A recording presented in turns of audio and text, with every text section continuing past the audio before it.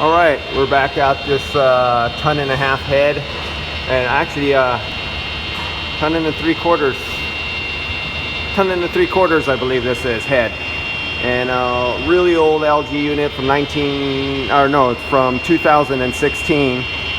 So they had maintenance cleaned it, and a couple times they used the wrong stuff on it, and they never did a good job. So over the years, it just kept building up harder and harder. Impacted, caked on growth of mold and any of those sprays. So I just spent the last 2 hours hitting this 3 times over and over again. The last time I just used 100% concentrated cleaner. It just wasn't cleaning it. I mean, I did everything but use Coil Bright that actually eats up aluminum to get it clean.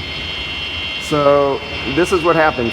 Yeah, maybe you save money and you use cheaper maintenance guys, or if you're like a hotel or apartment building or a national chain or a food chain, and you hire those cheap filter guys who come out and service. You don't hire the HVAC guys to do the service. Yes, you save money, and they might do it half the price or 1/4 the price to change filters, and they're supposed to clean, but they never do it right, and they cause expensive maintenance or failures later on down the road for the little bit of money the company saved having a $15 an hour guy go out there, or $20, $30 an hour guy go out there, instead of paying an HVAC company $170, $200 an hour. Yeah, that's a little expensive, but yeah, the other guys never kept this up. It stopped working, and yes, maybe I'm $178 an hour to clean a head. Spent 2 hours cleaning a head.